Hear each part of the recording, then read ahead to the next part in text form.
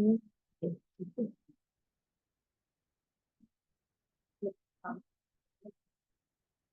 evening, everyone. Welcome to our program about how to prepare for a disaster. We're going to introduce our speaker in a minute, but my name is Sherry Grogan. I am the president of an organization called Rural Leavenworth, Inc. We're a citizens advocacy group that is focused on what is going on in the rural part of the county. We follow things like planning and development. We're very favorable in supporting our agritourism businesses and things like that. So with that, I am going to turn it over to one of our board members, Eric McMillan, to introduce our speaker. Hi, yeah, I'm Eric McMillan. I'm the RLI board member representing the northern end of the county. So if you're kind of from here on north, I'm your guy. And I'd like to go ahead and introduce our speaker, Chuck Magaha, Director of Emergency Management and Homeland Security for the County of Leavenworth County. And Chuck's one of these guys that I had to really shrink his bio or we wouldn't get to all the good stuff he's going to tell us tonight. So I'll go ahead and get started. As I said, Chuck is the Director for Leavenworth County Emergency Management and Homeland Security, and he's been in that position for 35 years. Chuck is the past chairman of the Kansas City Metropolitan Emergency Management Committee, representing Leavenworth, Johnson, Wyandotte in Kansas, counties in Kansas, and Platte, Clay, Jackson, Ray, and Cass counties in Missouri. He has served 3 terms as president of the Kansas Emergency Managers Association, and Chuck currently serves as the Kansas Homeland Security Chair, representing state agencies in all 7 regions of Kansas. Chuck is the state supervisor of the Kansas City Division of the Kansas All Hazards Incident Management Teams. And additionally, the governor of Kansas has appointed Chuck to serve on the Kansas Commission on Emergency Planning and Response. Chuck has received a long list of awards, including the Kansas Governor's Gold Medallion, the Kansas Adjutant General, that's the guy in charge of both the National Guard and the Kansas Department of Emergency Management, award for selfless service in the Hurricane Katrina response. He's received awards from Fort Leavenworth, from the Fort Leavenworth Garrison Commander, and from the Army Judge Advocate General's Court. Chuck received the Professional Coordinator of the Year Award and the First President's Award in 2015 from the Kansas Emergency Management Association. In addition to his duties as Director of Emergency Management, Chuck has been involved in law enforcement and has been a volunteer firefighter for Fairmount Township Fire Department in Basel, Kansas for over 48 years. So he must have started about 6 or 7. So it's the first 18-year-old to get on board Fairmount Township. He's currently serving as a logistics captain, and he was the fire chief at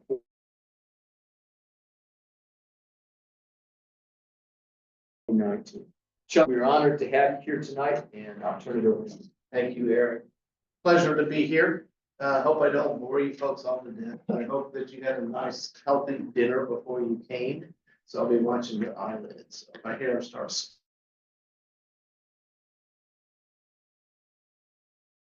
As Eric said, I've been around the horn for a while, but I love my job, and I'm being serious when I say when I first got into emergency management, what you got to understand is what my job was before emergency management came into play. And I was the manager of a grocery store for 18 and a half years. I was let go from that job because the place I was working sold there in Pacer, and I didn't really have any place to go. So the assistant director's position came open in 1988. And as I sat there, my predecessor came, he says, "Do you want this job? Do you want this job?" And let me tell you, it was paying a whopping $14,200 a year. And I was going, yeah, it's quite a drop from what I'm making, so I don't think so. Then he came back to me again. He said, "This is your last chance. If you want this," he says, you know, you have the opportunity to take it. And my wife says, "Hey, we got a kid to feed. He says, we've got a house, you know, that we got to pay for." He says, "You better just get in and get something going." So, Ended up taking it. The phone call came in, and when my predecessor called, it was Burdell Welsh at that time. He goes, Chuck, are you interested in the job? I said, yes, I am. He says, I'll be by in 20 minutes to pick you up. It's flooding in Tonganoxie. So that's how I started my career in emergency management. So with that said, we'll go ahead and get started. So what is emergency management? When we start looking at this, some of the things I'm going to be talking on are the different topics of what emergency management does. And we'll get into the preparedness aspect of it later on throughout my deal. The history of emergency management, where did it really come from? Some of you may or may not know through that process. We'll talk a little bit about outdoor warning sirens. That's my biggest, first Wednesday of every month when the sirens go off, our phone rings off the wall, and rightfully so.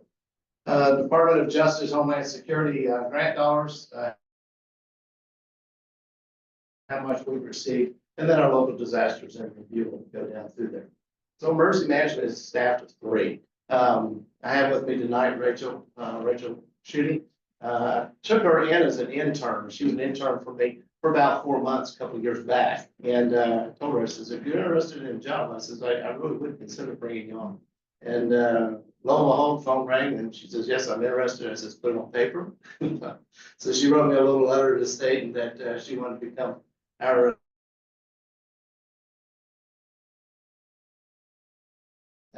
and the training of fine folks like yourself. And then I have a deputy director, which is actually a commissioned law enforcement officer with the sheriff's office. He's a master deputy, Zach Phillips, and Zach is my right-hand man. We're going through the process. So some of the things that we've talked about, emergency management has been around for a long time. Started out as civil defense. When I say civil defense, back in the Cold War activities, is when it really started picking up. But back in 1841, not that anybody here remembers it, 1841. But there was a need there to, when folks were getting injured and stuff like that with the wars that were going on at that time, that we needed to have a body, if you will, or individuals that would take care of our own people. So that's where it starts spinning out. Civil defense became federal law. It was established in 1941 to 1945, give or take, for all levels of protective services. When I say all levels, we're talking about the Army, the Navy, the Air Force, so on and so forth. So again, they're protecting the home front. Civil defense from 1950, 1958 was under, come on in, folks, was under, we're just getting started, was under the Army. The Office of Civil Defense was established in 1961 to 68, and then it was under the Department of Defense. So it's starting to become more organized when they start seeing more and more activity that had to go on. So Leavenworth County actually started in civil defense here in Leavenworth County in 1964. Civil defense, a lot of folks might remember that, Cuban War and all that was going on, or the unrest in Cuba, that we really thought that we needed to have local programs throughout the United States. So we did. And this is what we kind of remember doing, duck and cover. And folks had an idea of what they were supposed to do if a nuclear bomb. And so we got thinking about that. There's more to emergency management than just wartime. We had to worry about what's going on in regular peacetime. So one of the things that we were looking at is that we need to change it to emergency preparedness. And actually, I was here when it changed to emergency preparedness, but I wasn't actually employed. But federal office was created at that time, and the natural disasters, this was developed between 1968 and 1971. But again, it was still underneath the Department of Justice, Department of Defense. So Leavenworth County name changed in 1973, went from the civil defense logo that I showed you here a little bit ago, and to emergency preparedness. And we carried this proudly for a number of years throughout the county, so about 1994, give or take. Under the direction of President Carter at that time, he wanted to organize FEMA, the Federal Emergency Management Agency. And because it was so fragmented, we've been hearing a lot about fragmented in the United States government, but they wanted to start coming up, and he wanted a cabinet member so he could communicate.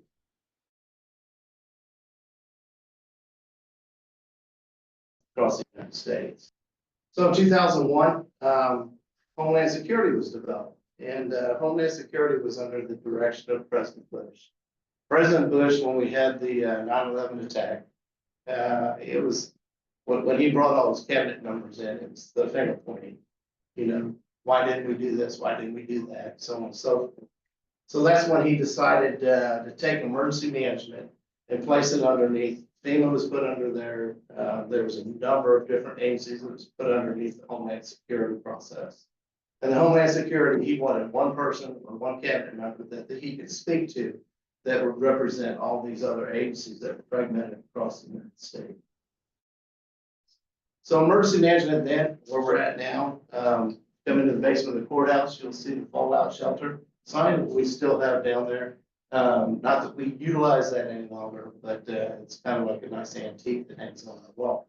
But civil defense, then it went to emergency preparedness, then emergency management, now Homeland Security.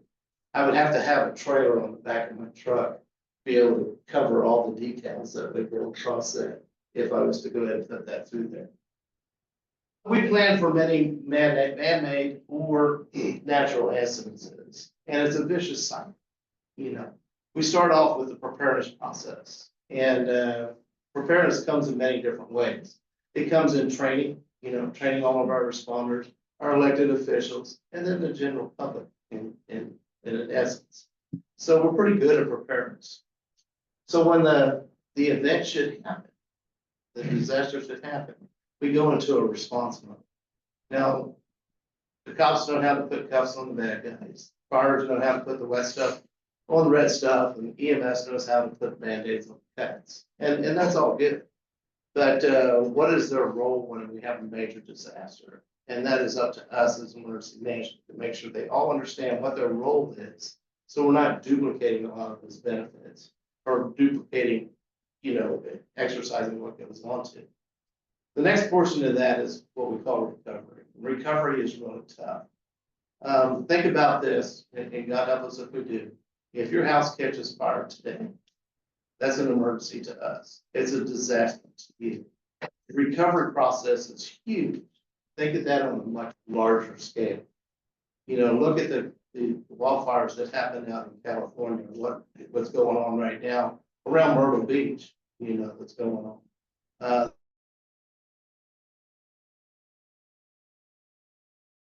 Recover from that process is going to be years. On the tornado that went through in 2019, we're still recovering down there, and the scars still show down there in the south of the county where that tornado went through. So when that happens, we start looking at it a way we prevent this from not happening again. And that's when we start talking about mitigation. Do we mitigate by putting or implementing building codes, which we have done that. National flood insurance programs, make sure that we keep them up to snuff. What's going on today's world. You know, there's a lot of things in mitigation that we can do, but it all takes money. And that's the hardest thing that comes about is to come up with the money, because there's so many other things that are out there for, you know, our elected officials to do that mitigation. Yes, it's thought about and it goes through the process. And we have a plan that talks about mitigation goals throughout the county. Each city has a goal, each county across the state has a goal, and other elected board and bodies that are throughout the county. So emergency management plans for 17 different potential hazards. So we have a hazard analysis that analyzes each one of these disasters. And I'm not going to sit here and read these to you, but you can kind of see that there's a whole bellowback of information there that we have to literally plan. And every one of these take a different plan for each one of the activities. We want to make sure that our responders are ready to roll when that happens. And they're not listed in any particular order. What do you think the number one hazard is in Leavenworth County? Well, it is flood. Flooding is the number one issue that we have throughout Leavenworth County.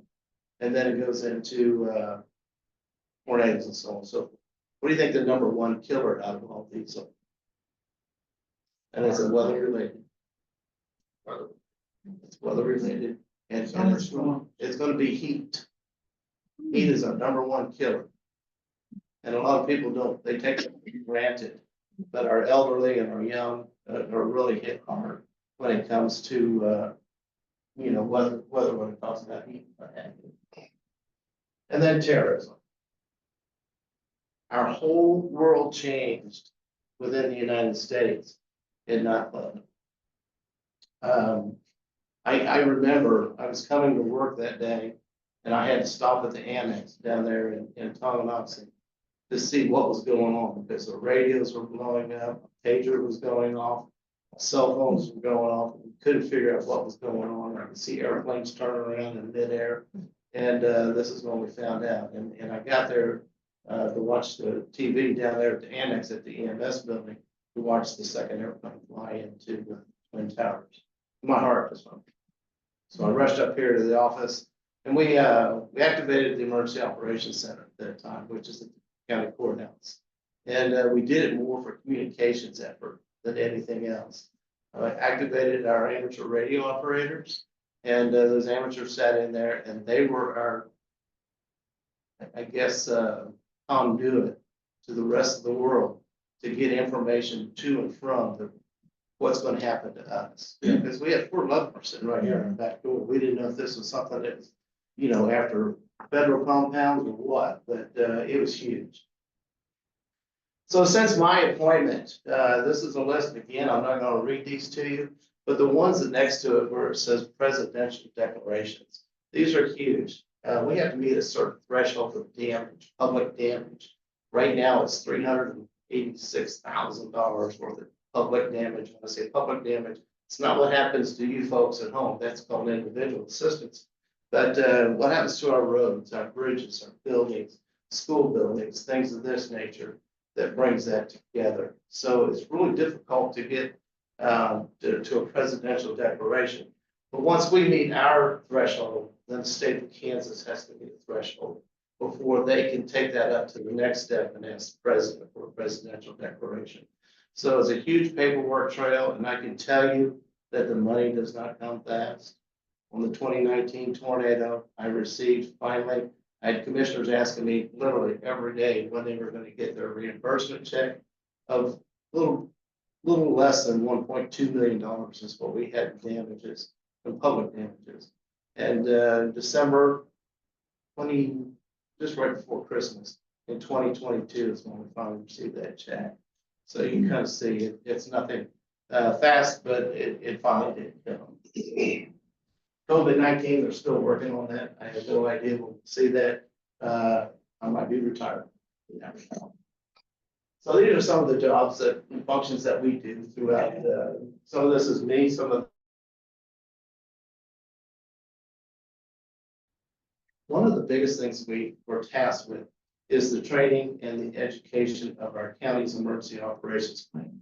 Think of it as the county's vital of what we're going to do in the case of a disaster or a planned event. If the president was coming to Leavenworth County, we have a plan for that. So then we have to maintain that. Rachel, are we maintaining that currently? We're almost done. We're almost done. But it's a 5-year process. It's nothing that we just sit down and do some pencil whipping and put it on the shelf. It's a 5-year process, so it's continuous of what we do. I talked about the hazard analysis. We look at that hazard analysis on an annual basis to make sure things don't change. And things do change, but they're not enough to cause us any real major issues when we look through them. As Eric said, the chairman of the Kansas Emergency Response Commission, that's one of my appointed positions that I have. But as you can see, I'm not going to sit there, but I also coordinate the activities of the 911 system. So when you dial 911 in the rural part of the county, everything from the time your phone reaches the dispatcher, or the dispatcher to the reaches that responding agency that's coming to your door. I make sure that all those steps are in place. I do everything but hire and fire people. So anything monetary or budget wise comes across my desk, and I'm audited by the state twice a year. I just finished my annual audit last Friday, and my staff can tell you that I'm stressed to the max. Because they want to make sure that every penny spent that we receive, when you, on your cell phone or your house phone, you're charged 90 cents. And that 90 cents that you get for each month goes to the 911 fund. So that's how that works. They talk about the Homeland Security. Hi there, come on in.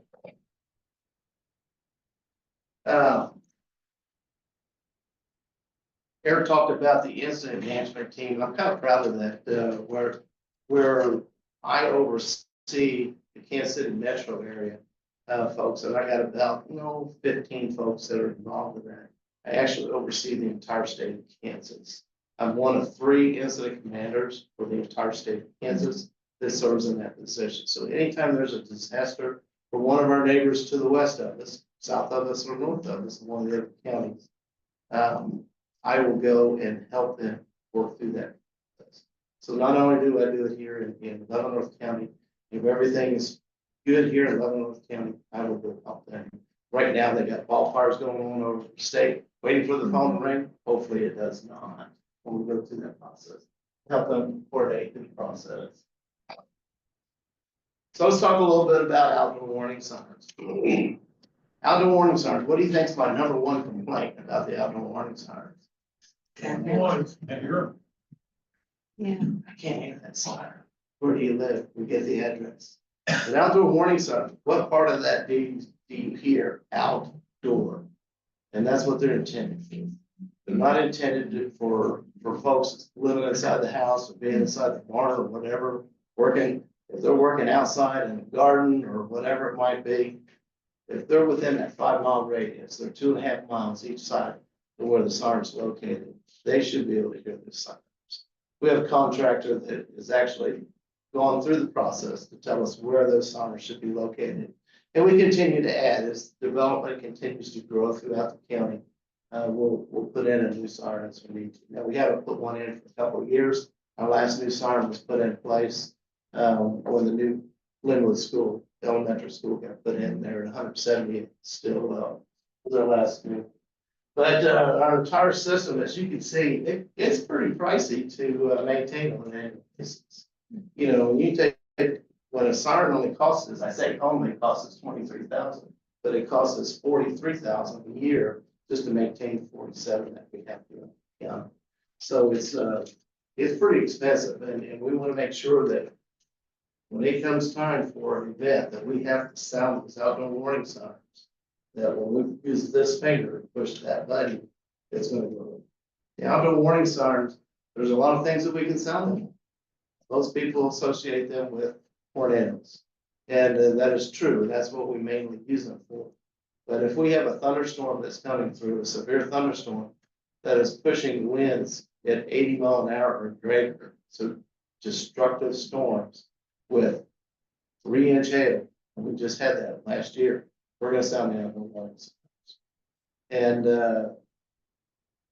again, it's to alert people to make sure they know what's going on. Tune into your electronic media, and we'll get you the information the best we can.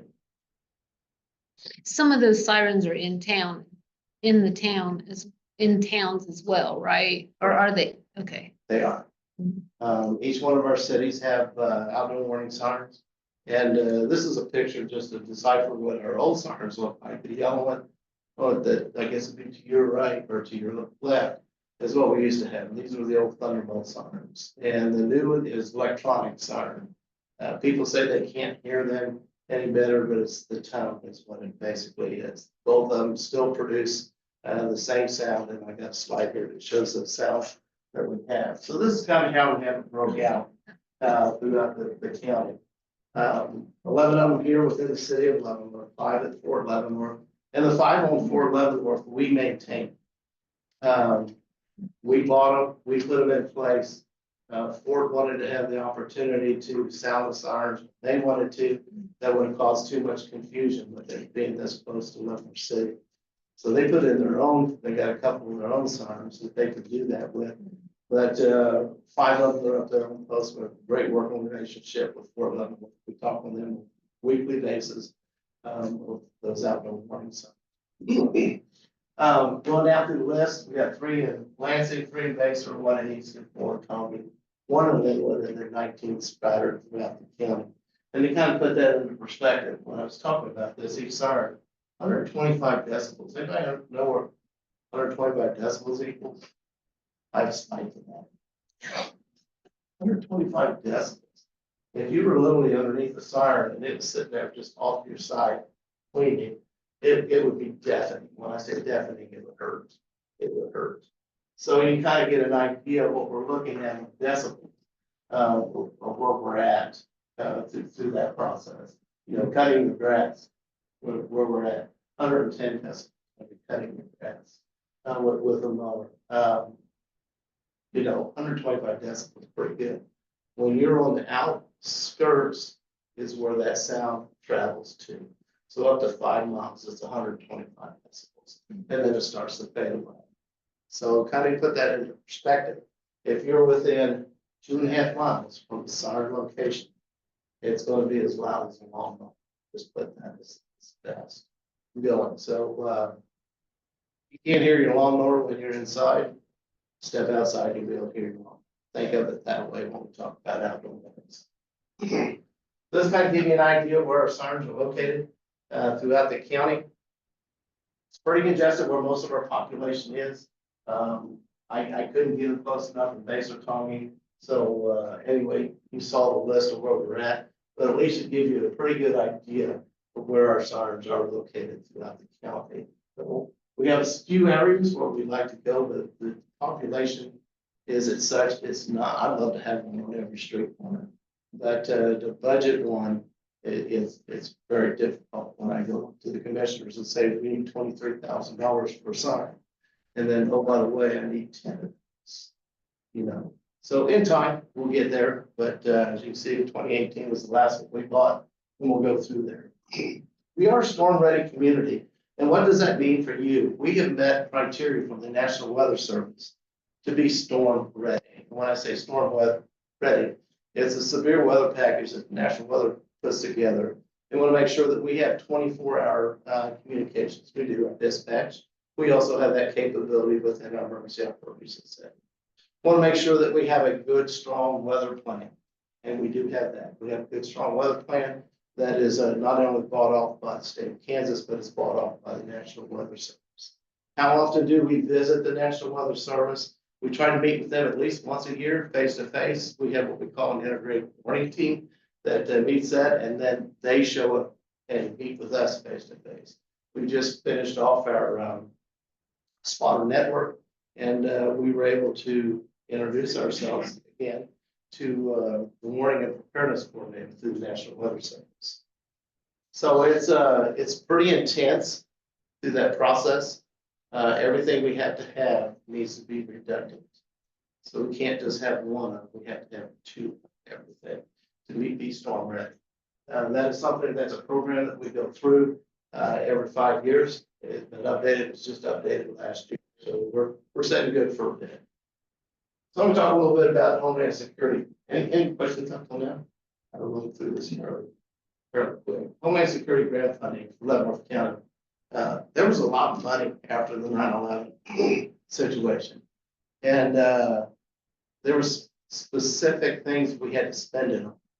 And we still receive lots of funding through Homeland Security. Where it used to come to each county, now comes to each region. So in my case, it comes to Wyandotte, Leavenworth, and Johnson counties. So out of that Homeland Security funding, all 3 of us, we sit down at the table saying, what is it that we need? What is it that we have already purchased that we need to sustain? A lot of our funding goes towards training, exercising, and sustaining. The bomb team, for those that may have read the Leavenworth Times, just received a new robot. That robot was purchased with Homeland Security funds. That was agreed upon between Johnson, Wyandotte, and Leavenworth County. Their uniforms, fire department gets grants for their self-contained breathing apparatus. The list goes on and on where those funds come to play. The grants awarded Leavenworth County administered by, actually the Kansas Highway Patrol. And that's the state agency that has the authority to overlook that. But the adjutant general has the final say. Adjutant general, they see that I have this specific widget that I want. He has the opportunity to say, no, Chuck, you need to do without that widget. We're gonna give you X, Y, Z. We're not gonna give you funding for that specific widget. So it's pretty intense. And I said as the chairman, as Eric read off my bio, for all 7 regions of the state of Kansas to make sure that when somebody puts in for a specific widget, that it meets our state preparedness report, which is designed every year to make sure we meet specific goals to protect the citizens of Kansas. May I ask a question? Yes, ma'am. Okay, the state adjutant general, is that a appointed position? Is that? Who is that? Is that a permanent position? What is it? It's an appointed position by the government. Okay, so it changes with the government, so, Possibly, it could, and most generally it does. There's been several times throughout my tenure that has not happened because the adjutant general is doing a good job on whatever they're doing or got a project that they're working on moving through. But the adjutant general has to show his time best towards homeland security, has to find his time best for Kansas Division of Emergency Management and also the national government. So he oversees all of those organizations. are they typically retired military folks Oh, no, or they're active. they're active duty military? Yes, ma'am. Their adjutant general is always an active duty military. Correct. Okay, And usually after they're relieved of their duties, that's when they retire. That's usually what happens. So, kind of give you an idea of the sheriff funding since 2001 to now. I kind of got it broken down here of what we're looking at. Department of Homeland Security has been real gracious, but the money's going away. That money's going away. And with the new administration, we have no idea where it's going to go. And we have a lot of projects on the table. And those projects are on pause right now. They're on pause till middle of April. And that's making it really difficult because we've had training and exercises that we have had to cancel or postpone. We've had projects that we've been working on for years that we've had to cancel or postpone. So it's been making it really difficult to work through this process until they figure out what stays and what goes. So to kind of give you an idea of the last one there, myself, as far as emergency management, I said myself, through the grant process, Department of Homeland Security, DHS, paid $1.2 million is what it's down to there for just that portion of it. And the emergency management portion of it is $3.1 million. So a lot of money since that time frame that we've had that we've brought into the county that we've been able to purchase various different types of equipment and also training and exercise. So the process of the county's hazard analysis, it's online, it's web-based. For anybody that's interested to be able to view that and have some great reading material, we'll give you a username and a passcode that you can go in and look at those documents. Where they're open record, there's portions of the plan we just not release. Can't release because we don't want the bad guys to know what we're doing.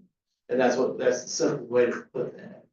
But some of the information in there, as I talked earlier, is the mitigation plan. I talked about that. That'll be available before the Board of County Commissioners here in the short term. Be able to go up and have that approved. I had to have each one of the cities approve it first, make sure there's no changes. Once there was no changes in that, after the cities had an opportunity to look at that, school districts and water districts, levy districts, and West Coast loans, then the county can go in and say all changes have been made. Now we can move forward. Our continuity of operations plan too. What happens if something happens to the courthouse, which something did happen to the courthouse, but where is it that we can go? So it's our job to sit down with department heads, not only within the county, but within the cities, Where is it that you're gonna pick up your daily, day-to-day operations? If something happens to your facility. Government must continue to move on. It's not gonna stop. Things are gonna still continue to be needed. We gotta make sure that that's in place. Right now, we're working on updating the continuity of operations plan, and we test that every year around September. And we test it with each one of the department heads. Right now, with the sheriff's office, working with them and working through that process. And then we have it's the foreign animal disease, the security plan, biosecurity plan, came to big play when we had the COVID center. And did everything work hunky-dory on that? It didn't go as planned, I can tell you that right now. And it was beyond us. We had everything locked out, but federal government had other ideas when they was working through that process. But it worked. And we were able to do that. And then educate the general public as often as we can with family preparedness. What do I mean when I say family preparedness? If you're not prepared as an individual, I can't be prepared for you. Okay. And we have, in front of Rachel and Dalton, we have a bunch of handouts. I ask that you guys pick them up. But we ask that you put together a 72-hour kit. And it's not very hard to do. I wish I had enough go bag kits to bring here, but I don't. We found that out today. I didn't have enough to bring. But it doesn't have to be anything fancy. Something that you can grab that when Chuck Magaha comes up and knocks on your door saying, you need to leave, that you can just grab and it's got all your essentials that you can work on for the next 72 hours. So we're talking about what are you doing with your documents? You know, your wills, your marriage license, you know, things of this nature, important documents that you might have. Where's your meeting place going to be? Do you have an out-of-state individual or an out-of-area individual that you can contact saying, hey, this is Sherry Group. If anything happens to me, you tell them that I'm just fine. And then it's up to you to let all your friends and neighbors know that this is the number to contact if something happens in our neighborhood. Or happens within whatever. You have an out-of-state. My out-of-state contact is my Uncle Rick in Fairhope, Alabama. And he knows that. And everybody, all my siblings is the same thing. But you got water, you got food, and it needs to be rotated out. You get that. But don't forget about your pets. Don't forget about simple things like an extra set of glasses. Make sure you have an extra pair of shoes. Just simple things. And I look at it this way. What happens when you have to take the baby out? We're talking about a 14-month-old baby. You just don't pick them up and put them in the car seat and head into town. You have to put together a kit for that individual. Make sure they have food, make sure they have diapers, change clothes. Think of it in that aspect when we talk about it. So again, I ask how prepared are you? And we do have preparedness there. I'm gonna let Rachel talk on that real quick. It's coming up. Check, I'm gonna try to get it right. There is a microphone there too, if you can use that. The repair fair is March 29, I believe. I want to double check this right and try to get that right. Yes, it's at 9 a.m. and basically, it's at the church, right off the 10th, yes, yes. And so there's a bunch of different tables, with first responders, and there's a bunch of different trucks for kids, kind of like a touch truck. We will be there. We'll have lots of great information, and also we are presenting this year.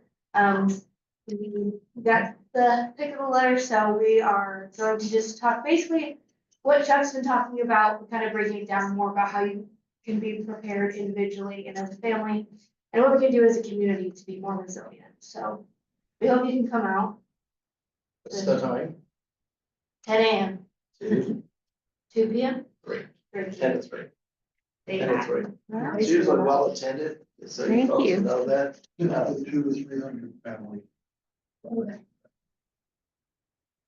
So it's like I say, it's usually well attended. I remember when the church reached out to me from many years ago. I didn't know what to expect, and it was kind of a low attendance. Now it's a lot of people show up for that, so preparedness is huge. And for anybody that has ever gone to the Leavenworth County Fair, we give out those little bags. And those little bags we give out every year. They're different color every year. And this year they're gonna be black with pink writing. And last year they were turquoise, give or take. They're yellow. Yellow, that's right, they were yellow, one black writing. But I always say to people, I says, here's Ernest, but what is this? They said, well, it's a shopping bag. I said, I'll accept that. However, if I catch you in Price Chopper, Walmart, wherever it might be, it's your shopping. I'm gonna thank you for filling your preparedness bag with items to get you prepared for the next disaster. But anyway, it's something that we give out and we push at the fair. We probably reach out to about 2,500 people, give or take, at the Leavenworth County Fair when we sit out there during that time frame.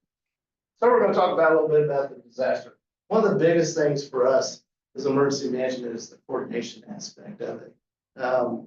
We're responders, yes, but we're always the ones that are behind the scenes. You really don't see us standing there with the big cape and hero that, yeah, we're here to save the day. But I guarantee you that if something's going wrong, it's our phone that's ringing. They'll say, Chuck, can you come down here and bring your staff? He says, we have a major incident and we need some major coordination. So in these pictures here, this was a big fire downtown in Baser that we coordinated.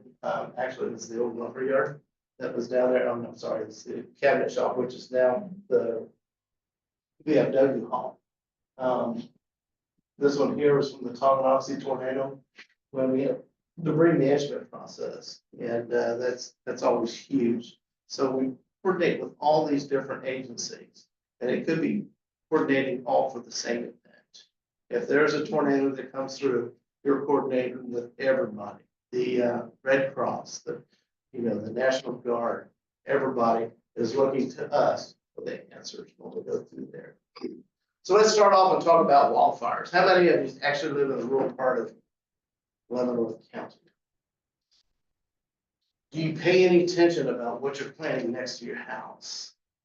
And the reason I say that is that this is a huge scenario that's going on. I'm having a hard time telling my kid because he's at 251st Springdale Road. He wants to put all these pine trees and everything else. I said, no, you don't want to do that because you have hundreds of acres around you that is grass, and I said, they're going to come up and they're going to be seeking out those little spruce trees that are out there.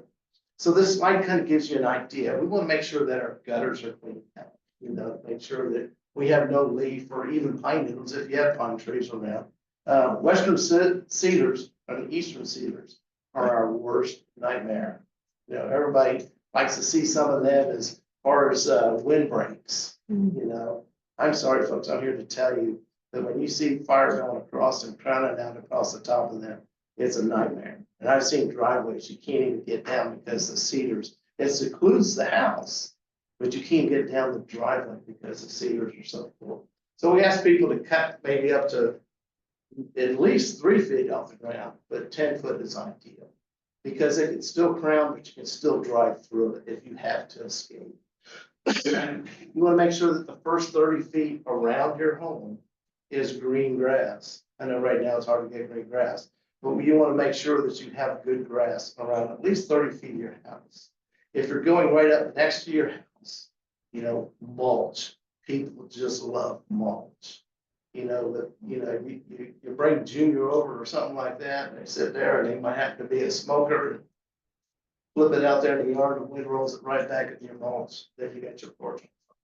So, or you stack a pile of lumber, right? And I say lumber, I'm talking about firewood. Close to your house. Keep it at least 10, 15 feet away. So if for some reason that would happen to catch fire, you can get it taken care of. Clean your chimneys out because your chimney, if it catches fire, but smoke chimney is very detrimental to the lighting that's inside there. It's going to crack it and it can get into your attic. But the sparks that it flies out, if you got, grass that's right there next to your yard, then food, heads for your barns, or heads for your shop, or heads for your sheds, whatever it might be. So just try to keep a little bit of idea of what you're looking at, you know, for preparedness when it comes to that. So this is a tornado from Tonganoxie. For those that live in that area, there's no such thing as the Tonganoxie split. I'm here to tell you, that's come up. But we're on the outer edges of the radar beam. And when the lines come in, and that's a whole different program of severe weather, but when that line of storms is moving towards us, it looks like it's one continuous line, but they're individual storms.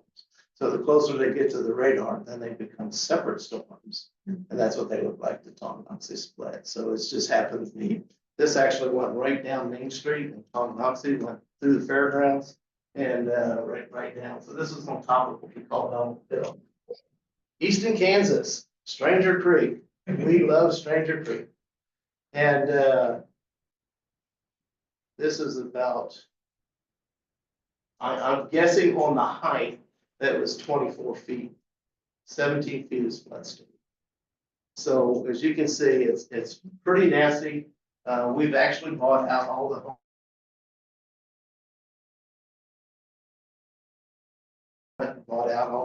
as part of one of the mitigation projects. But I'm here to tell you that if it's flooding, I'm looking at the guys here, turn around, don't drive. Okay, don't drive through flooded waters. And I don't care, there was a picture, and I was trying to find it, it's a YouTube clip. It shows a semi-tractor trailer coming down the road, and there was 6 inches of water on the ground. He just plowed through there, he comes up to where the culvert was, and he just drives straight into it. You couldn't tell it by looking at it. He just literally drives in, parses the truck off the road, semi-tractor trailer. So it only takes 18 inches, but actually 12 inches with the cars built today to wash you off the street. Okay. Don't walk through it, drive through it. One, you don't know. Any of you guys farmers out here? How much accuracy do you think in the ground? Yeah, but I'm just saying, upstream, you know, when you start looking at all the chemicals that are thrown in there, and then that water's rolling through there, and it's contaminating. It's just nasty, nasty stuff.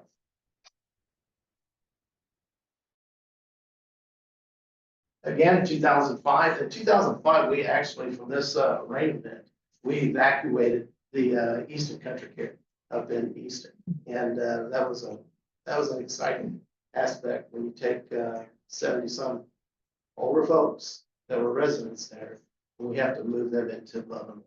It's not fun, because we had to travel almost 23 miles out of the way to go around Stranger Creek to get them to safety. So this is 2440 rated Stranger Creek Bridge. So you can see that it's getting real close. In 93, we had to drive down to the Kansas Turnpike, drive across the turnpike before the turnpike flooded to come up to get into the west part of the county. That's how bad it was in 93. I became a permanent resident of Jarlow, Kansas for 10 hours because I couldn't go in. Nice community. I know a lot of people that live there, but again, an area. This picture here is actually off Tonganoxie Road as you come off the Stranger Bottoms. That house that sits there is protected by a levee all the way around. Well, water got so high over the levee that became a big swimming pool for those folks. Again, you need to know where those flood levels are. If you don't, contact us and we'll be able to tell you what those inundations can possibly look at. And then good reason to have flood insurance. The tornado path on May 4th, 2003, as I go through this, this storm actually, my kid was spotting for me and this time. And he was talking to me on the radio. And he says, I'm following this tornado, Dad. He goes, it's on the ground and I'm running parallel with it. I says, where are you at? He says, I'm at Evans Road and 166th Street. I'm at Evans Road and 168th Street. That's my house. So this is what he was looking at. This is at the Kansas Turnpike as we were going through that process. But this was 166 and Kansas Avenue. This was what was left over from the houses that were in that area. Put this picture in there for a fact that when we talked about building codes, this house here could have sustained a lot more. This was part of the same house here that I'm showing you here. But I want you to look at the nails, how they're laid over. There's no windbreak. And with the new building standards that we have, where these bolts are through here, there should structures thought about that. But new folks want to get these houses up in a hurry, what have you, they're not thinking about that. Now they have to. So this house would not have sustained any, I mean, hot water, you're still standing up there, perfect. You know what that's going through. But as you can see, there was a lot of damage through here. I put this house in here because this was 198 in Wood End. That house is over 100 years old. And being 100 years old, 2x4s and 2x6s went from the ceiling down to the roof. Hazardous materials on sites, we got them all over the place. People don't know how to dispose of them correctly, so they come here. We are the hazardous material coordinators of the county, so it's up to us to figure out what we're going to do with that. It's an EPA, Kansas Department of Health and Environment process we have to go through. Hazardous material incidences. We have one of these a year. This is a anhydrous ammonia tank, for those that don't know, that sprung a leak. We had to go through that process. This is the tornado that went through Leavenworth, and it didn't go through Leavenworth, it went through the south part of the county. They named it Leavenworth tornado for the fact that there was a city that's close by when it went through there. But kind of give you an idea, these folks, they were actually in the basement.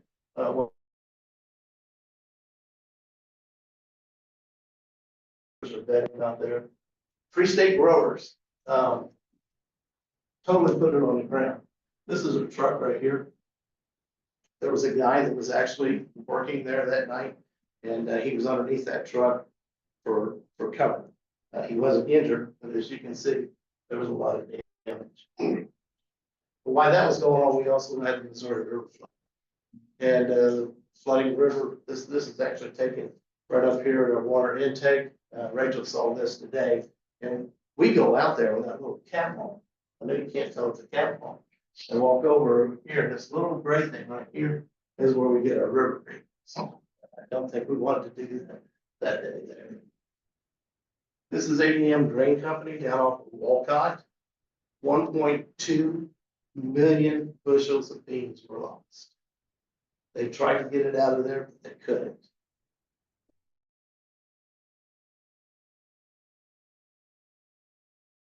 I like this picture. This is a sandbag wall at the community center of Missouri River flooding that's happening up through there. They put this, National Weather Service put this into perspective of Hurricane Dorian when it went through at that time. It had EF4 strength of wind speed. The one that went through Linwood was an EF4. It was on the ground for 55 minutes, 31.82 miles, and a mile wide. Think about that if they went through your community a mile wide. Just sit there and look a half mile one way, a half mile, just see what it's going to take out. It's going to be huge. So I asked, are our communities prepared for disaster? It might just affect you. There's a website there at the bottom. We have cards back here in the back. It's got that weather.gov to tell you how to put together these packages for preparedness kits. Do you have a weather alert radio? And weather alert radios have multiple ways to receive alerts. And this one here is the one that I asked that you take on. And this here is a public sign up. This is our alert sense. And this will notify you of the weather. This will notify you if you need to have a boil order. This will notify you if there's a bad guy up running around your area. So if you want to take a picture of that, leave it up there. It's not taking it. It's taking it good.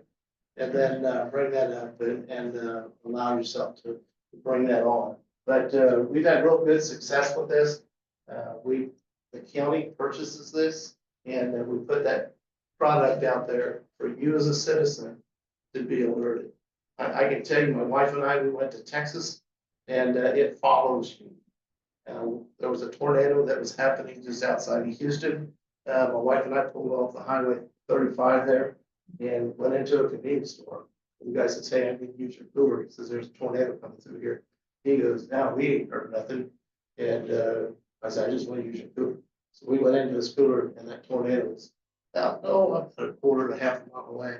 We're through there and did some big deal. So I want to thank you from the emergency management team. There's our Facebook page if you'd like to follow that. Also X, Twitter, whatever you want to call it today. You have an opportunity. Yes, sir. An odd question on mine specific, this is a rural Leavenworth Incorporated, concerned with rural issues. One of the ways that rural, as you probably know, finance some of their equipment is by going out west to various states to fight wildfires or range fires. The state of Kansas has disparate regulations concerning how volunteer fire departments are paid and how volunteer fire departments are paid when they respond to that. Is your office monitoring any of those things, or? We're on top of that. And what's happening right now, if they so choose to utilize a wildfire deployment, okay, and that's for those that go out on wildfire deployment. Right now, the volunteers, because the federal government doesn't pay volunteer firefighters, they'll pay for their equipment.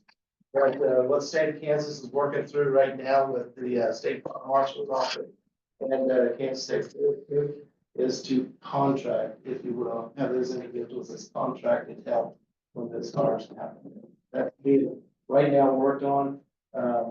Marion County is to jump on board with that, and then the rest of the counties, once we figure out what the bugs are, it'll be spread out in all the counties across Kansas. Thank you. Yes, sir. I have a question. Does Leavenworth County have any codes outside the city limits for building codes? Yes, we do. They're 2012, I believe, is what the building code, international building codes are out there right now. And there's a committee that assists with planning and zoning that review those. And then if they want to go out and look at a house or something like that, they can do that. Is it correct that District 1 doesn't have the building codes up there in Culbertson's area? Yeah, and that's Yeah. Easton and Kickapoo. Yeah, That is right. yeah. And I have no control. Yeah. Yes, ma'am. Sir, based on your experience, we've been around a lot lately, and we've come across a ton of barndominiums in the county. Very popular item. And it's always been kind of attractive and appealing to me, but then barndominiums in the county. It's always sounded pretty attractive and appealing to me. And then I've had a couple of people in the know say, well, not so fast. So do you have any particular opinions with respect to fire or wind or construction on barndominiums? I don't. And we got people that are living in barns. We have people that are living in trailers out there in the county. How a person wants to live their life, it's up to them. I know my son was going to build a barndominium, and when he went, the bank said they would not lend him. So those people that are building barndominiums are paying out of pocket for most bank individuals. Okay.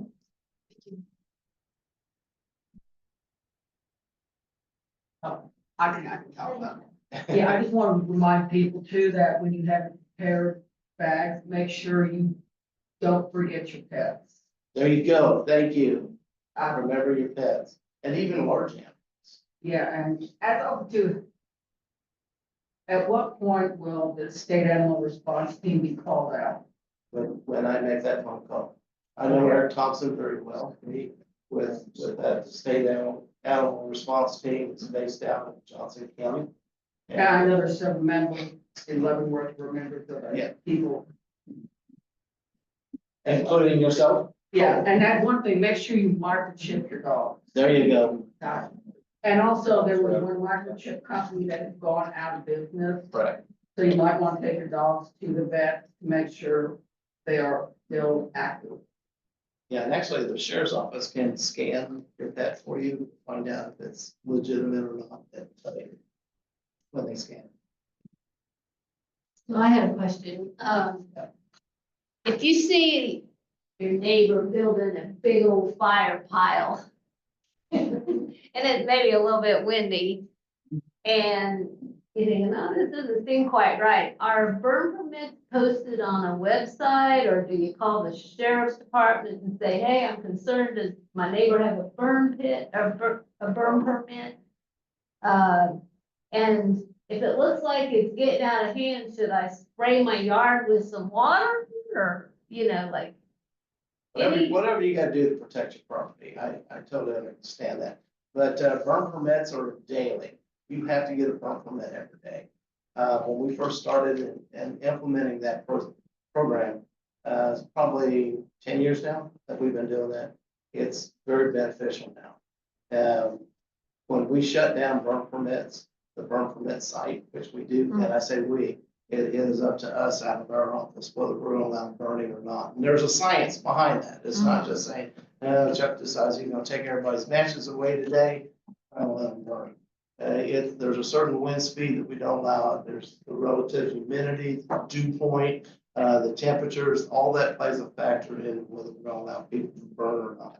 And we'll post that on our Facebook. If it's gonna be a burn day, we'll tell you if it's gonna be a moderate category or a high category. If it gets into the very high or extreme, you're not gonna get burned. And if somebody is burning during that time frame, then it's an issue.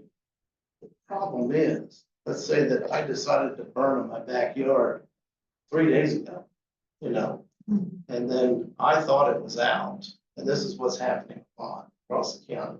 I thought it was out, and that fire continues to burn underneath until the wind picks up. We're supposed to have 40 to 60 mile an hour winds starting tomorrow. We're supposed to have a deluge of rain, 2 to 3 inches possible tomorrow. We're supposed to get 1, maybe 2 inches of snow, blizzard-like conditions tomorrow. And I say that for the fact that everybody's burning today, saying, no, I'm gonna be in good shape. Well, 2 days after that, when it all dries out, the wind picks back up, then we have fires that start. So Go ahead. I was gonna say, are a lot of the fires, like in Miami County, I think saw in Anderson County, some of the counties south of us, is it people throwing cigarettes out, or is it like what you described, where Usually it's what we embers? call blowouts. Today was a prime example. We had 2 individuals at one at each end of the county that was burning over the weekend. They thought their fires were out. And then the one up on the north end of the county, it broke out, started a small grass fire, same with the south end. So that's usually what happens. Because you think it's out, you're not watching it. So we ask people, sit there, put water on it, make sure. So, but if you see something that you feel uncomfortable with, don't hesitate, call. Many times in the past, I was called the dispatch office, sheriff's folks. Is that still a viable way to do this, or do you gotta fill out the form online? You can, if you fill it out online, then you know what you're putting in there. I mean, a dispatcher will put it in there. All we're asking for is your name, address, and phone number. Okay, And your location of what you're burning. We even have the capability that if you want to take a picture of what you're burning, you can put that in. What that's going to do is it's going to keep that local fire department from streaming down the highway. They get to your house and you go, I got a burn permit. Well, those fire departments now can actually look to see who's burning in their area without having to. so it's better to fill out the form than just call the dispatch. I would say fill out the form. I mean, that you can do it from your smartphone. I ain't got one of them. Huh? I ain't got You one. ain't got one of them. But if you don't, I mean, yes, you can still call in. We're just trying to relieve that pressure off of it. To put that into perspective, the dispatchers issued over 4,200 burn permits last year. 4,200 burn permits. I'm going to sneak in a last sort of question. Earlier on, you talked about volunteer opportunities with your office. Could you just say a couple words about how folks like all of us could volunteer and what you're looking for? Yeah, actually, we're under the sheriff's department. We're a division of the sheriff's office. So emergency management, on the left-hand side tab, is menu bar. When you bring that down, go to emergency management, and there's an application form that you can fill out online. That comes to us, we look at it, and we determine where we need volunteers for one. But we ask, what do you want to volunteer in? You know, you don't have to be a weather spotter, and that's what most people want to become as a weather spotter. You might want to do family preparedness activities, things of that nature. So we would just have a quick interview with you to find out what is it that you really want to do. We do have 50 volunteers and great people that like to sit out high up on the hill with, get pelted with, you know, oversized hail or bigger, high winds, and then call it fun. We love them. Thank you, Chuck, and thanks for your presentation, and we have a presentation for you. Oh, I'd great. like to present this to you. There's a certificate there. Okay, That's what you need. thank you. Yeah, thank you for being here.